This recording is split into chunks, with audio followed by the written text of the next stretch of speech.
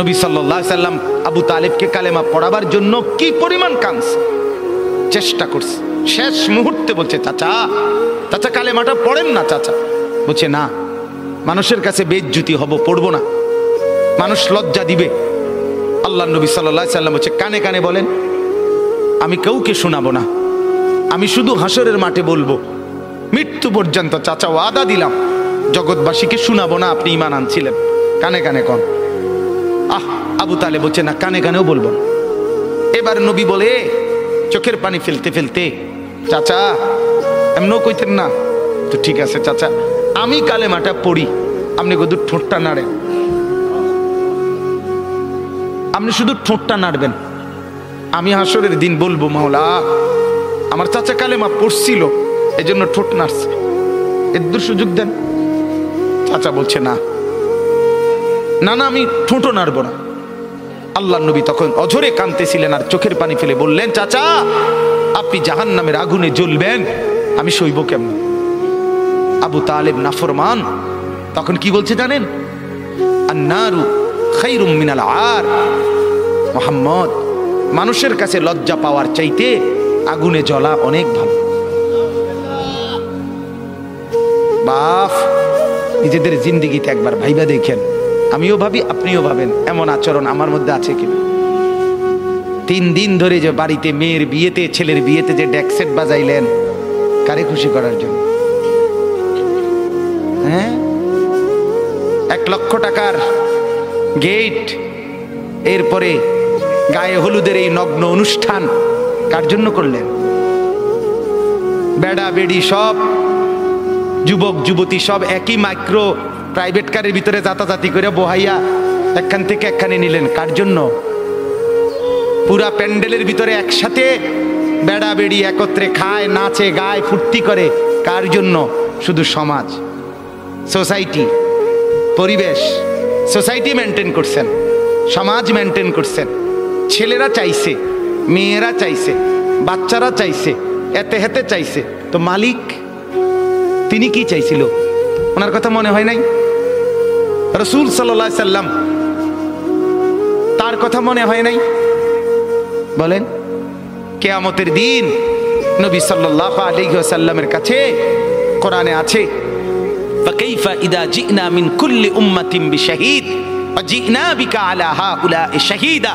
নবীকে বলছে আল্লাহ, বন্ধু আপনার উম্মতের প্রত্যেকের আমলনামা আমি আপনার হাতে দেখাবো, আপনার হাতে, আপনার সামনে পেশ করব, আপনি দেখে কথা বলবেন আমার কাছে।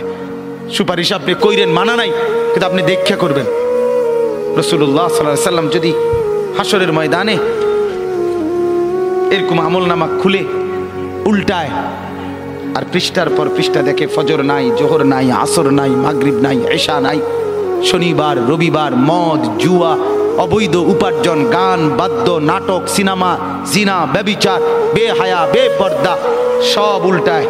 আল্লাহ নবী সাল্লাল্লাহু আলাইহি সাল্লাম তখন বলবে, উম্মত কি এটা?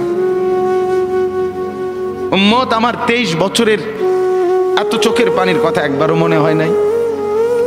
কি আনছো এটা আমারে?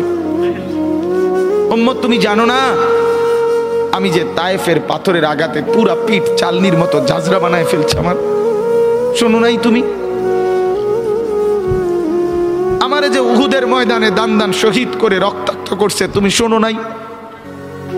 আমি যে 14 দিন পেটে ক্ষুধার তাড়নায় পাথর বাঁধছিলাম, উম্মত তোমার মনে নাই?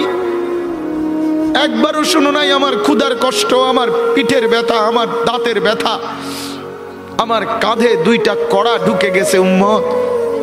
আমার ঘরে 3 মাস আল্লাহর নবীর স্ত্রী আয়েশা বলছে, আল্লাহর কসম উম্মত, নবীর স্ত্রী বলছে 3 মাস 3টা চাঁদ উঠছে ডুবছে, রাইনা হেলালান সুম্মা হেলালান সুম্মা হেলালান, 3 চাঁদ 3 মাসে নবীর 9 জন বিবির কারো ঘরে আম্মা জান আয়েশা বলে 1 ফোঁটা চুলায় আগুন জ্বলে নাই।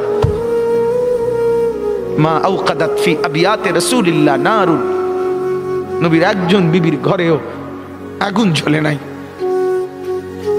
আল্লাহ নবীর স্ত্রী আয়েশা একদিন বলছিল নবীকে পিঠে হাত বুলাইয়া, ইয়া রাসূলুল্লাহ, স্বামী আপনার পিঠ ছিদ্র ছিদ্র কেন? পুরা পিঠ চালনির মতো ছিদ্র ছিদ্র কেন? আপনার কি ছোটবেলায় বসন্ত রোগ হয়েছিল, গোটা হয়েছিল।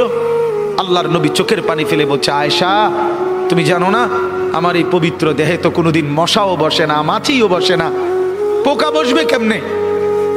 আমার পবিত্র দেহে তো হাঁটলে মেশকের গ্রান বের হয়, আমার পেশাব পায়খানাও তো কোনোদিন জমিনের উপরে 1 সেকেন্ড থাকে না, মাটি ফাঁক করে ভেতরে নিয়ে যায়, সেই আমার গায়ে গোটা হবে কেন? আয়েশা এগুলো আমার তায়েফের পাথরের আঘাতের রক্তের দাগ।